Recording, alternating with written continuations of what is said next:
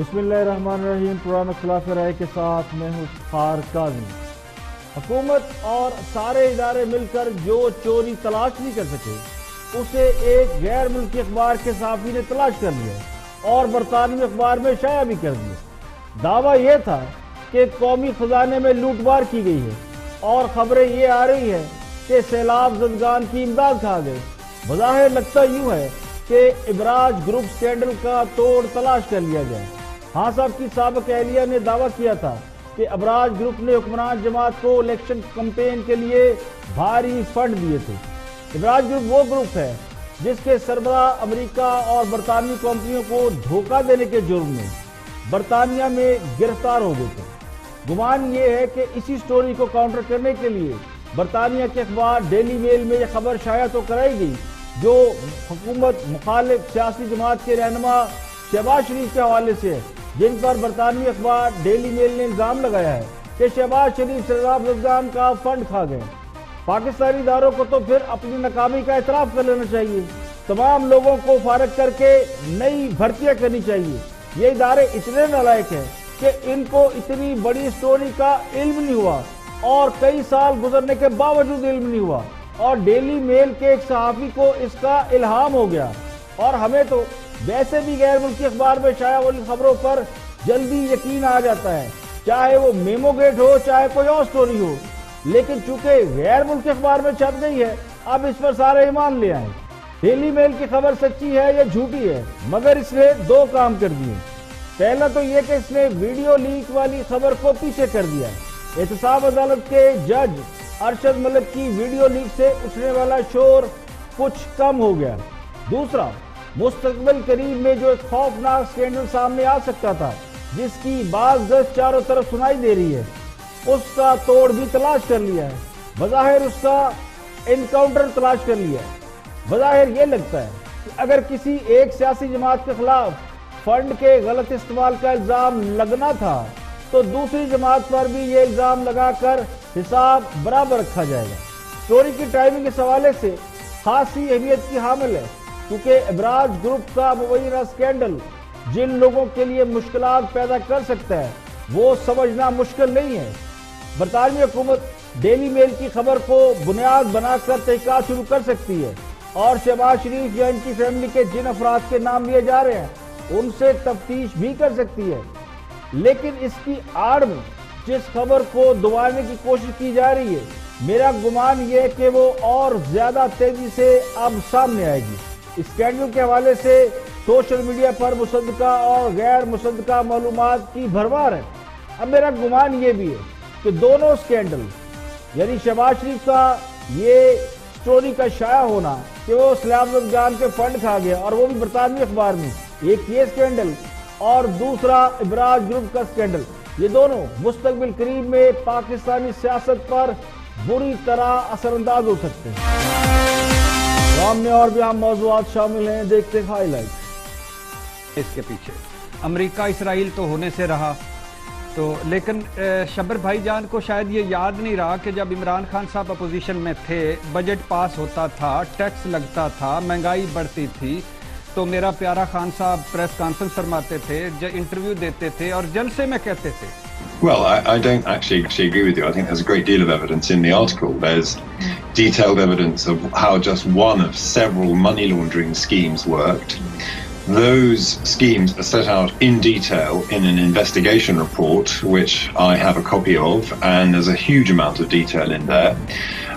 In due course, I think there is a strong chance. Report پڑھیں detail تو وہ پتہ چلتا ہے کہ تفتیش کار جو ہیں وہ ہمارے پاکستانی ہیں، لوکل ہیں جی، وہ وہاں کے نہیں ہیں، اور سورس جو ہے پوری سٹوری کا جو ہے مین سورس وہ ہمارے شہزاد اکبر صاحب شہزاد اکبر صاحب جی، مشیر لگتے برائے ہیں، احتساب جی، اور کوئی وہاں پہ مصدقہ لنک جو ہے۔ اطلاعات بھی رہی ہیں، برطانوی اخبارات میں خبریں پلانٹ کرانا کس زمانے کی بات کر رہی ہیں۔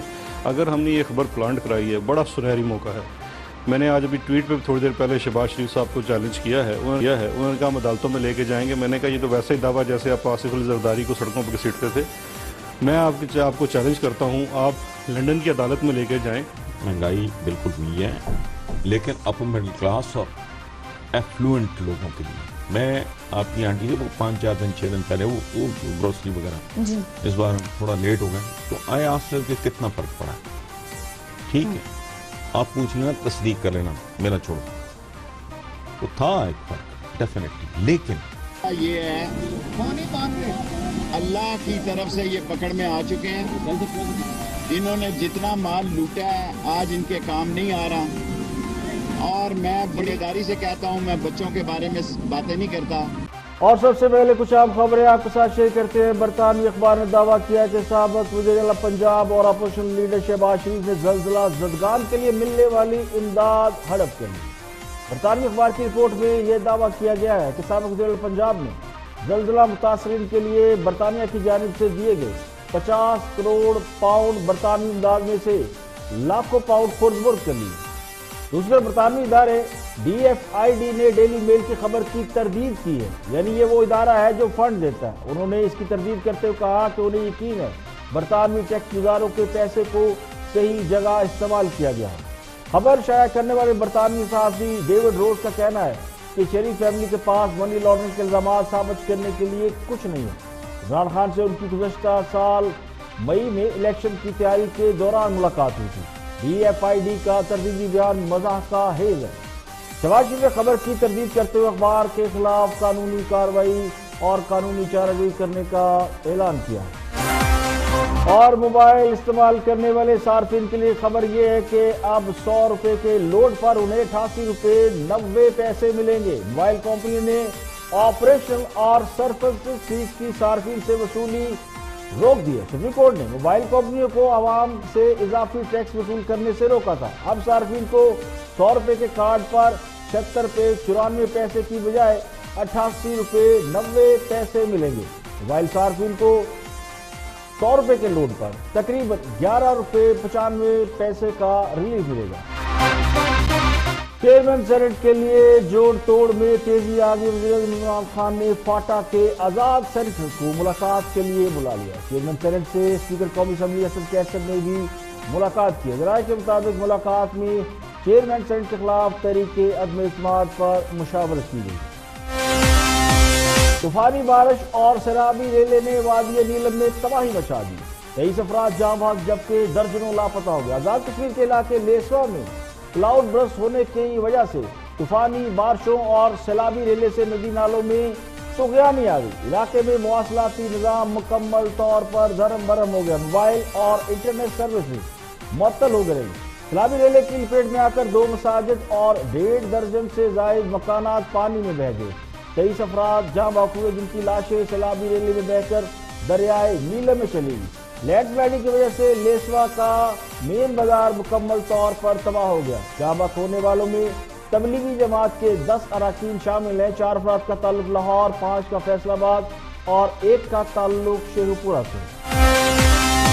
اور سب سے پہلے بات کرتے ہیں حکومت کے بڑے اہم ممبر ہیں شہزاد اکبر، احتساب کمیشن کے سربراہ ہیں. ان سے ہی سوال کیا جا رہا ہے بلکہ ان پر یہ الزام عائد کیا جا رہا ہے. برطانوی اخبار ڈیلی میل میں شہباز شریف کے حوالے سے جو سٹوری شائع ہوئی اس کے مطابق شہباز شریف کو سیلاب زدگان کے فنڈ میں انہوں نے اس میں سے پیسے کھا لیے یا ان کو براہ راست جو امداد آئی وہ انہوں نے اپنے پاس رکھی. بڑی لمبی چوڑی سٹوری ہے، اخبارات میں بھی شائع ہوئی ہے. اس پہ بہت سے ٹاک شوز میں بات بھی ہوئی. حکومت نے اس پر اپنا ایک سٹانس لیا ہے کیونکہ شہزاد اکبر صاحب پر الزام لگا ہے کہ یہ سٹوری انہوں نے پرووائڈ کی، یہ سورس ہے سٹوری کا اور یہ سٹوری میں کوڈ بھی ہے. تو شہزاد اکبر صاحب کیا کہتے ہیں ان کا موقف سن لیتے ہیں. اطلاعات بھی رہی ہیں برطانوی اخبارات میں خبریں پلانٹ کرانا کس زمانے کی بات کر رہی ہیں.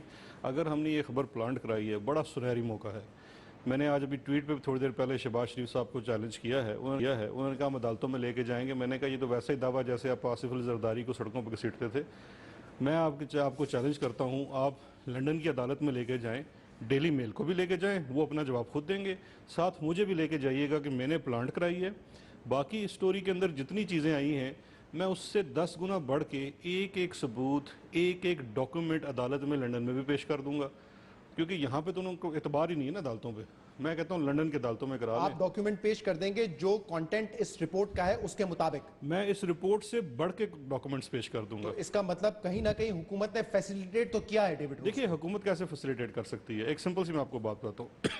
جو بھی سٹوری کی جاتی ہے برطانیہ کے جتنے اخبارات ہیں, اگر آپ وہاں پہ کسی صحافی سے بات کرتے ہیں یا شاید کو پتہ بھی ہوگا, جب سٹوری تیار ہو جاتی ہے تو وہ جو بھی اس کے اندر ریلیونٹ لوگ ہوتے ہیں ان کو پوری کی پوری سٹوری بھیجی جاتی ہے. یہ سٹوری ہمیں بھی بھیجی گئی, پوری سٹوری بھیجی گئی. یہ سٹوری سلیمان شہباز صاحب کو بھی بھیجی گئی. یہ سٹوری مریم اورنگزیب صاحبہ کو بھی بھیجی گئی بقول جرنلسٹ کے. یہ سٹوری ڈیفڈ کو بھی بھیجی گئی اور یہ سٹوری فورن آفس کو بھی برطانیہ کے بھیجی گئی. سب نے اسٹوری کے اوپر اپنے کامنٹس دیے اور پھر اس کے بعد آپ سے کوٹ مانگا جاتا ہے. میں نے بھی کوٹ دیا ہے, سلمان شہباز صاحب نے بھی کوٹ دیا ہے اور ڈیفڈ نے بھی کوٹ دیا ہوا ہے اس کے اندر, اور شاید ایک سابق ان کی وزیر ہیں انہوں نے بھی کوٹ دیا ہوا ہے. تو یہ ہے فیسیلیٹیشن. اس کے علاوہ کوئی اگر شخص سٹوری کرتا ہے, وہ پاکستان آتا ہے, وہ ڈاکومنٹس گیدر کرتا ہے, اس کو کوئی ایکسس دیتا ہے نہیں دیتا, کیا یہ سٹوری پلانٹ کرانا ہو؟ سوال یہ ہے کہ اگر حکومت کے پاس شہباز شریف کے خلاف ٹھوس ثبوت موجود ہیں کہ انہوں نے زلزلہ زدگان کی امداد کو ذاتی طور پر استعمال کر لیا, تو پھر حکومت خود شہباز شریف کے خلاف کیس کیوں نہیں بنا رہی؟ کیا حکومت اپوزیشن سے ڈرتی ہے کہ ثبوت موجود ہیں لیکن کوئی مقدمہ نہیں بنا سکتے, نیب کو ریفرنس نہیں بھیج سکتے؟ حکومت کا پیسہ چوری ہوا ہو اور حکومت مدعی بننے کی بجائے صرف اخبارات میں ہی سٹوری شائع کرنے کو غنیمت جانے, تو اس کا مطلب کیا ہے؟ اس کا مطلب یہ کہ حقیقت کچھ اور ہے. حکمران جماعت کا دعویٰ یہ ہے کہ ان کے پاس اس سے بھی بڑے بڑے ثبوت موجود ہیں, تو پھر کیوں نہیں ان کے خلاف کیس بنایا؟ قوم کو 2 سالوں سے طوطا کہانیاں سنا رہے ہیں, کوئی ایک الزام بھی کسی پر ثابت نہیں کر سکے. تو اصل مسئلہ یہ ہے کہ شہباز شریف فیملی کے خلاف لندن میں کوئی کیس نہیں ہے, کیونکہ ایک بہت بڑا کیس ابراز سکینڈل جس کی تحقیقات ہو رہی ہے, تو شریف فیملی کے خلاف ایک انٹرنیشنل کیس اس کے برابر کھڑا کر دیا ہے, تاکہ جب ابراج کی کہانی کھلے تو جواب دینے کے لیے ایک بیانیہ تیار ہو. ورنہ ہاتھ کندن کو آرسی کیا اور پڑھے لکھے کو فارسی کیا. شہباز شریف کو برطانوی عدالت میں جانے کا مشورہ دینے والے اپنی عدالت میں اس پر مقدمہ کیوں نہیں کرتے؟ یہاں پہ لیں گے ایک بریک, اور بریک کے بعد جب واپس آئیں گے اور بھی ہم موضوعات آپ کے ساتھ شیئر کریں گے. ہمارے ساتھ رہیے.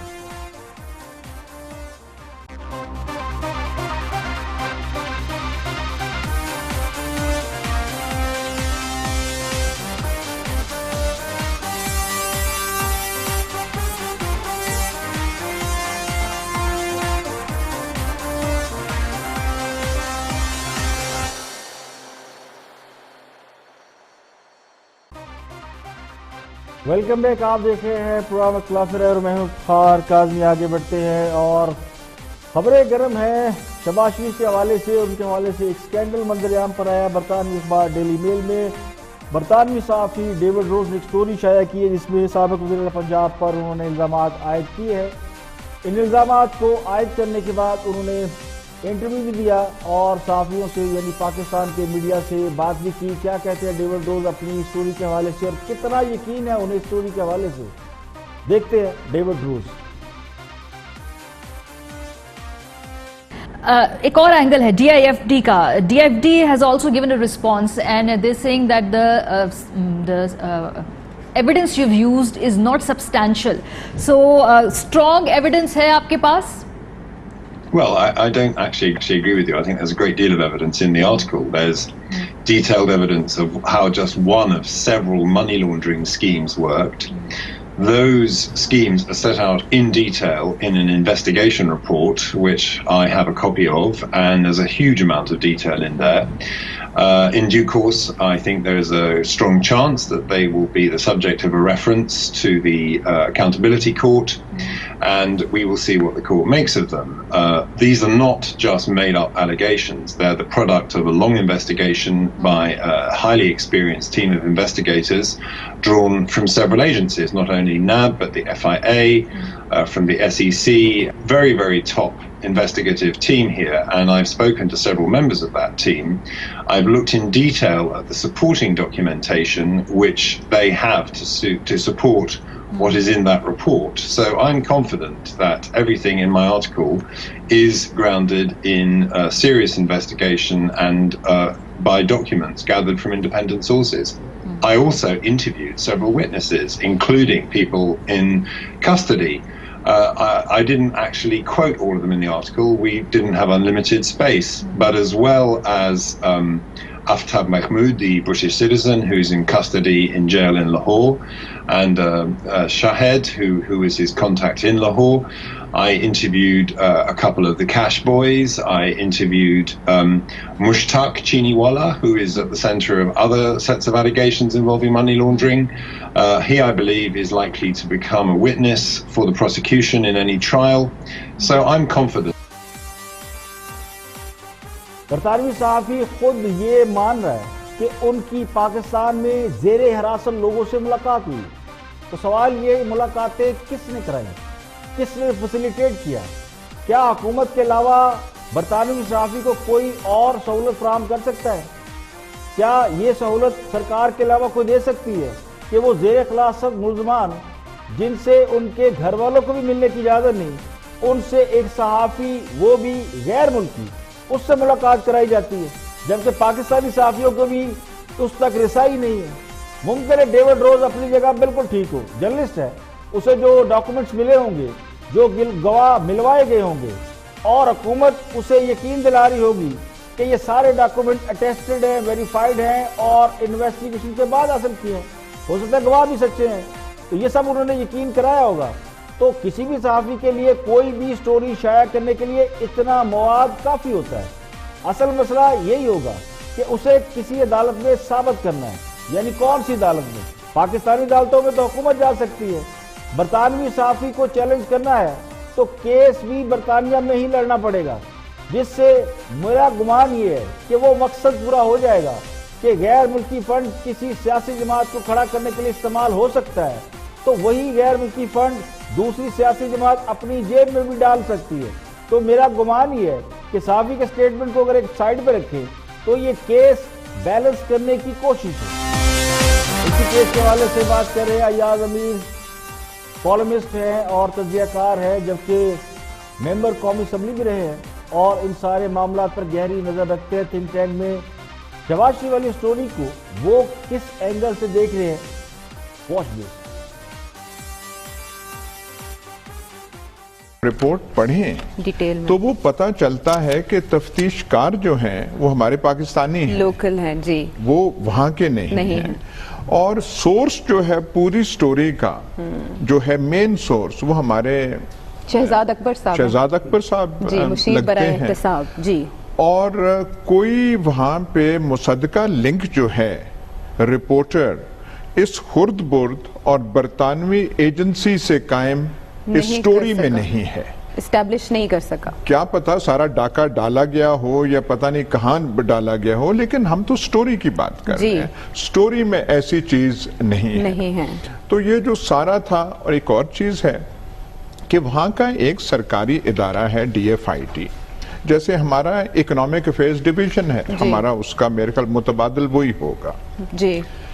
وہاں سے اگر پیسے ہیں تو آپ لنڈن میں کیسے آپ اسے خرد برد کر سکتے ہیں جی. وہ کسی کے ذاتی طور پہ تو پیسے وہ نہیں دیتے کہ ہاں جی یہ آپ کو ہم نے سوٹ کیس ایک دیا ہے, یہ برائے مہربانی آپ وزارت خزانہ پاکستان میں آپ بھجوا دیں, ایسے تو وہ ہے نہیں جی. وہ تو جاتا ہے, پیسہ جو ہے وہ پاکستان میں دیا جاتا ہے.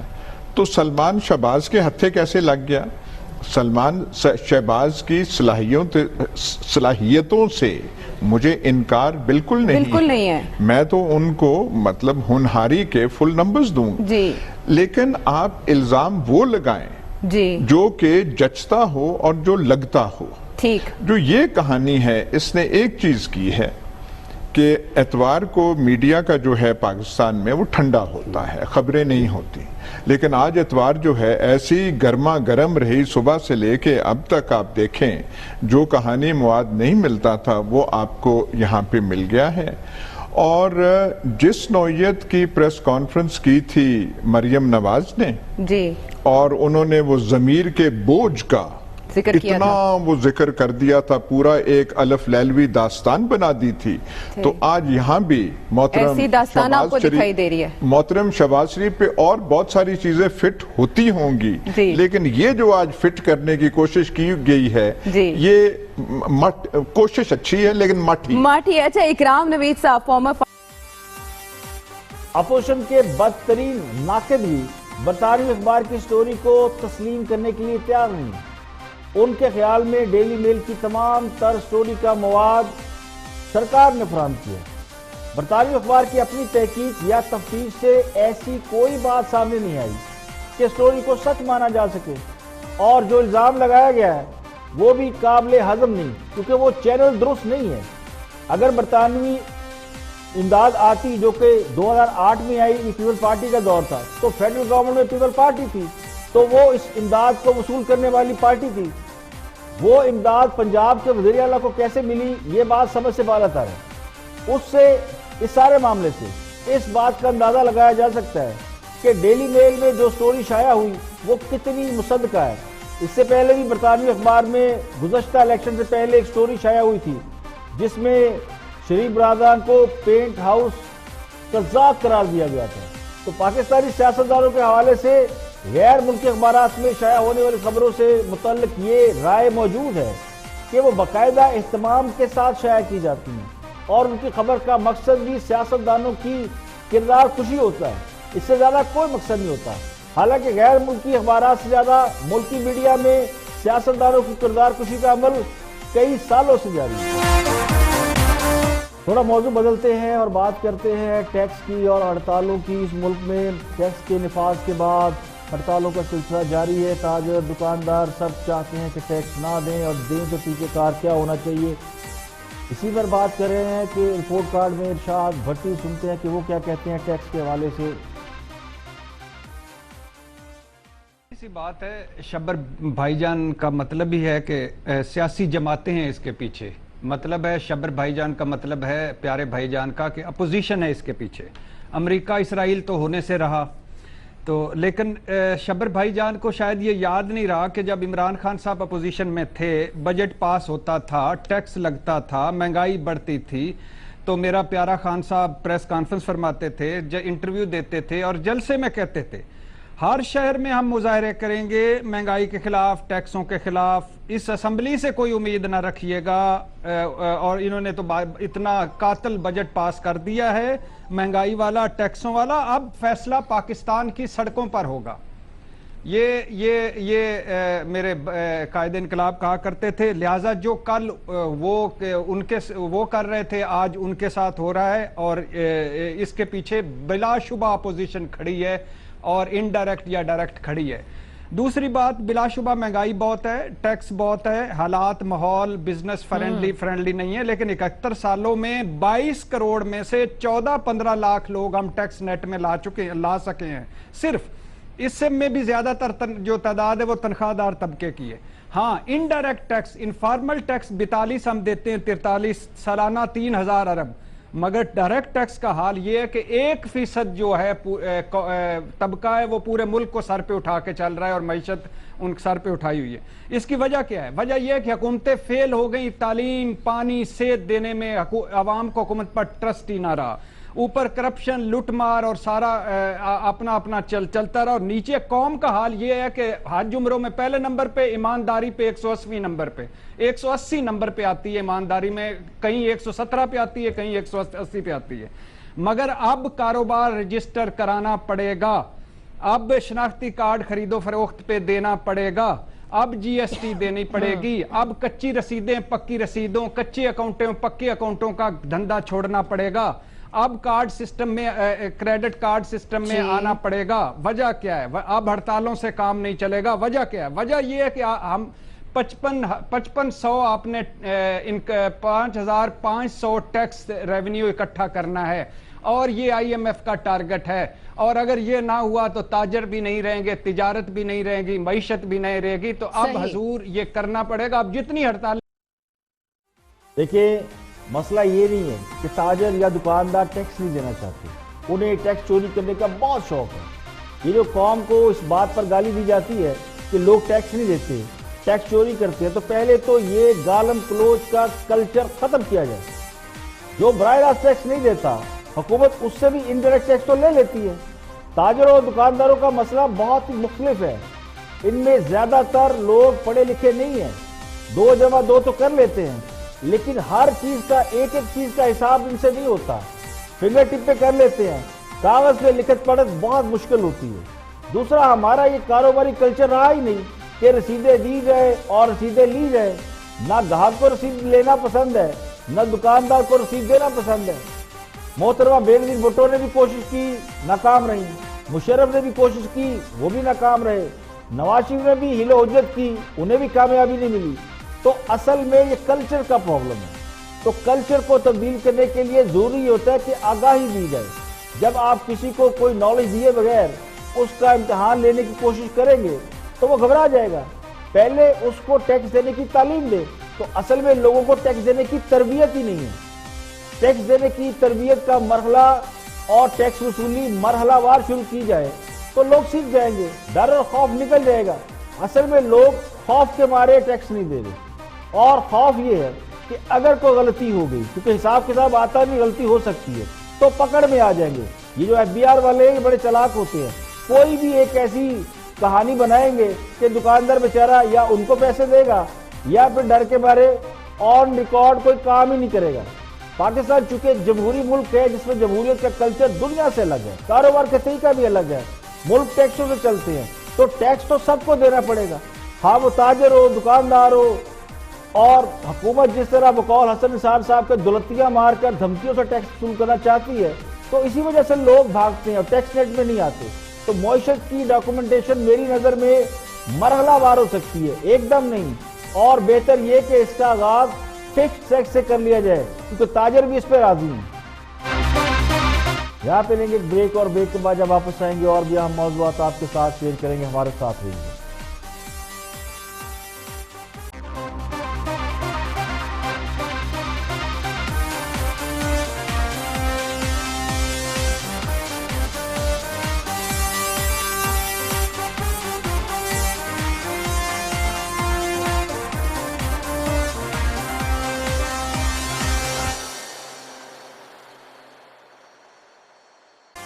Welcome back. आप देख रहे हैं प्रोग्राम इख्तिलाफ राय और मैं हूं फार काज़मी। आगे बढ़ते हैं, ब्रेक के बाद हाजिर खिदमत है। बात करते हैं सियासी हालात के ऊपर। हुकूमत और अपोजिशन में एक तवील महाजराई है जिसका सिलसिला ख़त्म होने का नाम ही लेता है। इससे बात करेंगे और दीगर सियासी मामला पे जज साहब की वीडियो जो मंजरेआम पर आई उस हवाले से सब गुफ्तगू करेंगे।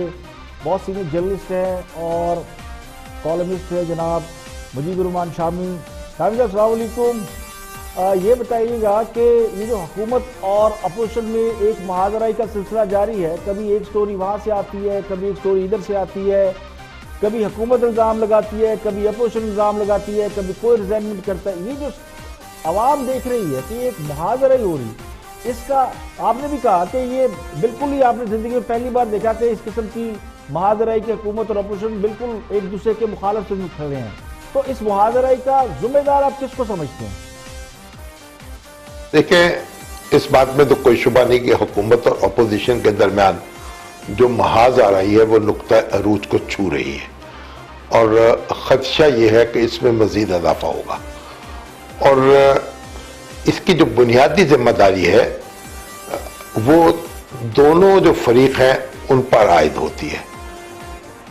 इंतखाब से पहले दोनों एक दूसरे के मुकाबिल थे, लेकिन इंतखाब के बाद भी दोनों ने अपने अपने रवैयों में तब्दीली नहीं की। होना यह चाहिए था कि बरसरे इक़्तिदार जमात जो है वो अपना लहजा और अपना तरीका बदल लेती, क्योंकि जब आप इक़्तिदार में आ जाते हैं तो फिर आप अपोजिशन की पॉलिटिक्स नहीं करते। लेकिन बरसरे इक़्तिदार जमात ने इक़्तिदार संभालने के बावजूद हुकूमती पार्टी होने का तासुर नहीं दिया, और उसी तरीके से वो लड़ाई जारी रही जो इंतखाबी मुहिम के दौरान जारी थी। तो अपोजिशन जो है वो तो हर जगह ऐसा करती है कि हुकूमत को उलझाए, लेकिन हुकूमत अपने आप को उलझाए ये बात समझ में नहीं आती। تو آج بھی یہ لازم ہے کہ دونوں فریق ایک دوسرے کو تسلیم کریں اور ایک تعلقات کار قائم کریں، اور جہاں تک احتساب کا تعلق ہے، مقدمات کا تعلق ہے، انہیں عدالتوں پر اور اداروں پر چھوڑ دیں اور آپس میں بیٹھ کر ایک دوسرے کے ساتھ تعاون کرتے ہوئے قانون سازی کے عمل کو آگے بڑھائیں اور معیشت کو سنبھالنے کے لیے ایک دوسرے کی مدد کریں۔ اس بات میں تو کوئی شبہ نہیں۔ اپنی جو پرفارمنس ہے اس پر بھی بہت سارے کویسچن مارک لگے ہیں، کیا یہ پرفارمنس کا دباؤ ہے کہ حکومت بالکل اپوزیشن کے ساتھ الجھی ہوئی ہے؟ ہاں صاحب الیکشن سے پہلے بہت سارے دعوے وعدے کیے تھے، ابھی تک تو وہ دعوے پورے نہیں ہوئے، آپ کو لگتا ہے کہ وہ چونکہ دعوے پورے نہیں کر پا رہے یا وہ پورے کرنے جا رہے ہیں یا پورے کر لیں گے تو حکومت تھوڑا سا اپلفٹ کر جائے گی؟ اور خان صاحب نے جو بیک لاگ آ رہا ہے یعنی بیڈ پرفارمنس کا، یہ سارا پریشر اس کا ہے؟ خان صاحب نے جو الیکشن میں وعدے کیے تھے وہ پورے نہیں ہو پا رہے، جو معاشی منظرنامہ ہے وہ تلخ ہوتا جا رہا ہے۔ اب خان صاحب کا ان کے رفقا کا موقف یہ ہے کہ ایسا گزشتہ حکومتوں کی وجہ سے ہو رہا ہے، جبکہ اپوزیشن کا موقف یہ ہے فریکچر ہو چکا ہے اور اس کی آپ کو اس کا آپریشن کرنا چاہیے، مرہم پٹی کرنی چاہیے، اور اس کے علاوہ کوئی چارہ نہیں ہے۔ لیکن یہ جو معیشت پہ کویسچن اٹھ رہے ہیں تو آپ کو لگتا ہے آئی ایم ایف سے جو ہمارے معاملہ طے ہو گئے ہیں، اب ہمیں آئی ایم ایف سے لون مل رہا ہے 1 ارب روپیہ انہوں نے بھیج دیا، 1 ارب ڈالر بھیج دیا، تو بڑا ایک شور تھا کہ آئی ایم ایف کے ساتھ آپ کا معاہدہ ہو جانا چاہیے تھا، ٹائم پہ نہیں ہوا، اسد عمر صاحب کو فارغ کیا گیا، اب قرض لے لیا ہم نے، اب آئی ایم ایف کے ساتھ ہم بالکل آن روڈ ہیں، آن بورڈ ہیں، تو کیا قرض ملنے کے بعد اب اس بات کی توقع کی جا سکتی ہے کہ اکانومی جو ہے وہ بالکل ٹھیک ہو جائے گی؟ دیکھیے معیشت جو ہے اس کے مسائل موجود ہیں۔ آئی ایم ایف سے قرض مل گیا، اس کا مطلب یہ ہے کہ آپ اپنا سفر اعتماد کے ساتھ جاری رکھ سکتے ہیں اور اس سے آپ کو بین الاقوامی ادارے جو ہیں مالیاتی ان سے مدد ملے گی، لیکن مشکلات میں کمی نہیں ہوگی، مشکلات کا سامنا کرنا پڑے گا، ٹیکسز میں اضافہ ہوگا، آمدنی حکومت کو بڑھانی پڑے گی اور اس کے لیے سخت اقدامات کرنے ہوں گے، اور اس کے بغیر ہم اپنی معیشت کو سنبھال نہیں سکیں گے اور آئی ایم ایف کا پروگرام بھی مکمل نہیں ہو سکے گا۔ جو اس کی شرائط سامنے آئی ہیں وہ کافی سخت ہیں، تو ایک دوسرے کا تعاون حاصل کیے بغیر حکومت اور اپوزیشن جو ہے وہ ایک دوسرے کی بات سمجھے بغیر آسانی سے اس پروگرام پر عمل نہیں کر سکیں گے۔ یہ ایک خدشہ اپنی جگہ موجود ہے۔ نہیں شامی صاحب کیسے سمجھیں؟ مریم نواز، بلاول بھٹو وہ تو آن روڈ ہے، بڑے بڑے عوامی جلسے کر رہے ہیں، پاور شو کا مظاہرہ کرتے ہیں، ماحول تو یہ ہے جیسے بالکل ابھی الیکشن ابھی تک چل رہا ہے، الیکشن یا ہونے جا رہے ہیں یا الیکشن ہو رہے ہیں۔ آپ کو کیا نظر آتا ہے کہ کیا اس قسم کی صورتحال ہے کہ یہ جو اپوزیشن ہے وہ الیکشن کی جانب بڑھ رہی ہے یا وہ سمجھتی ہے کہ مڈ ٹرم یا جلد الیکشن ہونے چاہیے؟ دیکھیں اس وقت تو الیکشن کے کوئی آثار نہیں ہے، دبے دبے لفظوں میں اپوزیشن کی طرف سے نئے انتخابات کی بات ہوئی ہے، لیکن واضح اور قطعی طور پر کوئی مطالبہ انہوں نے بھی نہیں کیا، اور جو اس وقت ہمارے معاشی حالات ہیں ان میں مزید غیر یقینی بڑھے گی۔ انتخابات سے مسائل حل نہیں ہوں گے بلکہ نئے مسائل پیدا ہو جائیں گے، تو یہ کوئی حل نہیں ہے جو اس وقت کی صورتحال ہے اس کو مد نظر رکھتے ہوئے۔ ہاں اپوزیشن اگر مطالبہ کرے اور اس پر کمپین چلائے اور پھر حکومت کو مجبور کر دے تو وہ بات کی بات ہے۔ ٹھیک ہے، لیکن اس پورے سیری کو اگر ہم دیکھیں شامی صاحب کہ الیکشن حل نہیں ہے اور موجودہ حکومت کوئی ڈیلیور نہیں کر پا رہی، تو پھر ان فیوچر پاکستانی سیاست کا کیا منظر ہوگا؟ زرداری صاحب بھی اندر ہے، نواز شریف بھی اندر ہے، ان دونوں کا سیاسی مستقبل کیا ہے؟ خاصا بھی ڈیلیور نہیں کر رہے، تو کیا ہم یہ دیکھیں کہ کوئی تھرڈ پاور، کوئی نئی سیاسی طاقت یا کوئی اور طاقت وہ سیاسی منظرنامے کا حصہ بن سکتی ہے؟ دیکھیں نواز شریف اور آصف علی زرداری دونوں مشکلات کا شکار ہیں۔ نواز شریف صاحب کے خلاف مقدمات کے فیصلے ہو چکے ہیں اور وہ اپیلیں ان کی جو ہے ان کی سماعت جاری ہے، وہ اس وقت سزا काट रहे हैं, जेल में है। आसिफ अली जरदारी साहब के खिलाफ तफ्तीश जारी है, रेफरेंस फाइल हो रहे हैं, उनकी समाअत शुरू होगी। उनके यहाँ ये मामला जो है कतई सूरत इख्तियार नहीं कर सका, लेकिन मुश्किलात दोनों की अपनी जगह मौजूद है। इनमें कमी होगी या इनमें इजाफा होगा, ये आने वाला वक्त बताएगा। और कानूनी लड़ाई जो है दोनों को लड़नी पड़ेगी और उसी से देखेंगे कि क्या इनके लिए कुशादगी पैदा होती है या नहीं होती। और जहां तक इनकी जमातों का ताल्लुक है, जाहिर है उन पर भी असरात मरतब हो रहे हैं और उनके अंदर एक फ्रस्ट्रेशन भी पैदा हो रही है और उनमें जो इंतहा पसंद सोच रखने वाले लोग हैं वो गालिब भी आने की कोशिश कर रहे हैं। तो ये सारे मसाइल हैं जो पाकिस्तान की सियासत को दरपेश हो सकते हैं, लेकिन कोई नई ताकत जो है वो उभर के अचानक सामने आ जाए, ये तो ऐसे कोई आसार नहीं है। और सियासत में कोई नई ताकत जो है उसका उभर के आना वो आसान नहीं होता। पार्टियां बनते बनते कई साल लेती हैं और इमरान खान साहब ने भी जो पार्टी बनाई है अपनी, कमोबेश 20 साल उन्होंने जद्दोजहद की है और उसके नतीजे में पार्टी बनी है। तो पार्टी बनाना आसान नहीं है।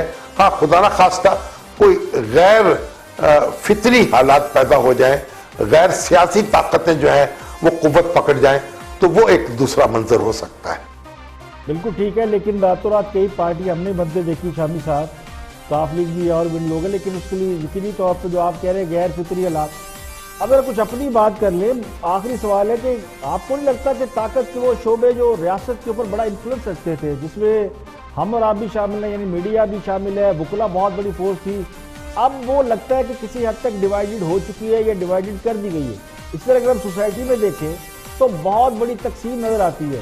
तो मैं ये जानना चाहता हूँ कि क्या ये कोई ट्रांजिशन का अमल है, कोई इर्तिकाई अमल है, या ये जो तकसीम हो रही है माशरे में या बड़े बड़े जो ताकत के मम्मे थे उन सब में, क्या ये ट्रांजिशन है, इर्तिकाई अमल है, या किसी मरबूत प्लानिंग का हिस्सा है, और इसका एंड रिजल्ट क्या है? देखिए, सियासत में मुख्तलिफ सियासी जमातें जो हैं अपने अपना नुक्ता नजर रख सकती हैं, उनका आज़ार कर सकती हैं, और जरूरी नहीं है कि वकला या मीडिया वो एक यकसू हो जाए, किसी एक नुक्ता नजर पर इकट्ठे हो जाए। हाँ, जो चैलेंज दरपेश हों और जो उनके लिए पाबंदियां लगाई जा रही हों, तो उनका मुकाबला जो है सबको मिलकर करना चाहिए और उसके लिए एक मुत्तहिदा महाज जरूर बनना चाहिए। लेकिन जहां तक नुक्ता है नजर का ताल्लुक है, वो इख्तिलाफ बरकरार रहेगा। और इस वक्त मुख्तलिफ लोग अगर मुख्तलिफ तरीके से सोच रहे हैं, तो मैं नहीं समझता कि ये कोई कमजोरी की बात है। ये सियासी अमल का हिस्सा है और इससे घबराना नहीं चाहिए। बहुत शुक्रिया, शामी साहब वहाँ से मौजूद थे और उन्होंने उन अहम सवालात का जो मेरे और आपके ज़हन में गूंजते हैं उनका हमने उनसे तजिया लिया। बहुत सी ऐसी बातें होती है जो शायद मेरे पास वो सवाल ना हो या मेरे पास उसका जवाब ना हो, तो इसीलिए हम एक थर्ड ओपिनियन के साथ अपने ऐड करते हैं। तो शामी साहब ने एक नए एंगल से आपको पूरे सियासी हालात का तजिया दिया। अब आगे बढ़ते हैं और गुफ्तगू कर रहे हैं, एक और दानिशवर तजिया निगार है, उस्तादों में शुमार होता है हसन निसार साहब का। गुफ्तगू कर रहे हैं महंगाई पे, वॉच हसन निसार। का बहुत मातम हो रहा है, आई रोज हम रिपोर्ट्स भी देख रहे हैं मीडिया पे। जी, महंगाई बिल्कुल हुई है, लेकिन अपर मिडिल क्लास और एफ्लुएंट लोगों के लिए। मैं आपकी आंटी से वो 5-4 दिन 6 दिन पहले वो ग्रोसरी वगैरह जी, इस बार हम थोड़ा लेट हो गए, तो आई आस्क्ड के कितना फर्क पड़ा है। ठीक है, आप पूछ लेना, तस्दीक कर लेना, मेरा छोड़ो। वो था एक फर्क डेफिनेटली, लेकिन जिन लोगों के हवाले से बात हो रही है उनको जितना फर्क पड़ा मैं बता देता हूं। देखो, एक औसत दर्जे घराने की ग्रोसरी का खर्च जो है, अच्छा पहले तो उनकी ग्रोसरी क्या है, आटा है, चावल है, घी है, दालें हैं, साबुन है, या इस तरह की, ठीक है, कोई वो तेल वेल, या हम घी आ गया, और इस तरह कोई और चीजें, कपड़े धोने के लिए। जी सर, ये जितने महंगे हुए हैं कैलकुलेट कर लें, जिनसे मैं मुखातिब हूं, ठीक है, कैलकुलेट करें बाकायदा कितना बड़ा। सो मोटी बात यह है कि 50,000 आमदनी वाले की ग्रोसरी अगर 10,000 की थी पहले, वो अब 11 की हो गई है, इससे ज्यादा नहीं। बाकी सब झूठ है, बाकी सब प्रोपेगेंडा है। जिसका दिल करे मेरे साथ आके इस बात को हम दोनों जाके वेरीफाई कर लेते हैं। प्रॉब्लम है बहुत बड़ा। हुकूमत मार रही है दुलतियां, इधर उधर की बातें बड़ी बड़ी कर, उनको स्पेसिफिक होना चाहिए, स्पेसिफिक कि देखो आटा यहां से यहां, चावल यहां से यहां, घी यहां से यहां, दालें वट एवर, ये है लोग गरीब आदमी सफेद पोश वगैरह 50, 60, 70, अच्छा ये हुआ है जी टोटल एवरेज। अगर नंबर ऑफ पीपल को, फैमिली का जो साइज है जी 6 बंदे या 7 बंदे, 8, इस तरह एक्सप्लेन करें, लोगों को समझाएं कि ये बिल्कुल प्रोपेगेंडा हो रहा है और ये वारदात है, इससे ज्यादा कुछ नहीं। फर्क बिल्कुल पड़ा है, किन को पड़ा है? देखिए, मेरा तो यकीन है कि अगर अल्लाह को जान देनी है तो सच बोले, और अगर किसी और को जान देनी है तो फिर जिसकी चाहे वकालत करे। मगर जिन लोगों को ये इल्म नहीं कि ग्रोथ रेट गिरने से कुछ 25 से 30 लाख लोग बेरोजगार हो चुके हैं, फैक्ट्रियां बंद पड़ी हैं, लोगों को खाने के नाले पड़े हैं, बिजली और गैस यकसा तौर पर महंगी हुई है। अगर वो भी ये लोग कहें कि महंगाई नहीं हुई तो फिर उनकी दानिश्वरी और उनकी बसीरत को सलाम करने को दिल चाहता है। यानी 50,000 कमाने वाला गरीब नहीं कहलाता, मिडिल क्लास तो कहलाता है, और गरीब जो कहलाता है उस बेचारे को तो ना बिजली मुयसर है ना गैस मुयसर है, उसकी भी रोटी में अगर 2 रुपए का इजाफा, आपकी नजर में कोई इजाफा नहीं, तो क्या कहा जा सकता है? जिसको रोजगार नहीं मिल रहा है, जिसका रोजगार मर चुका है। डेली वेजेस वालों से पूछे, जो रोज सुबह काम के लिए निकलते हैं और खाली हाथ वापस आ जाते हैं, तो हैरत होती है उन लोगों पर जो ये कहते हैं कि महंगाई नहीं बढ़ी और निचले तबके को कोई फर्क नहीं पड़ा। पाकिस्तान में सबसे बड़ा तबका ही मिडिल क्लास है, उसके बाद लोअर मिडिल क्लास आते हैं, फिर गरीब आते हैं, और जो सबसे छोटा तबका है वो अमीर और अशराफियां हैं। इसको भी छोड़ें तो सरकारी अदाद शुमार देख ले, वो चीख चीख कर बता रहे हैं कि अफराते ज़र में कितना इजाफा हो चुका है। इसके बावजूद मैं समझता हूं कि महंगाई का दिफा सिर्फ वो लोग कर रहे हैं जिनकी जेब को महंगाई से कोई फर्क नहीं पड़ता। आज के इतना ही, कल फिर हाजिर होंगे मजीद खबरों, तबसरों, तजज़ियों के साथ। खिलाफ राय से इफ्तिखार काज़मी को इजाज़त दे। अपना बहुत बहुत ख्याल रखिए।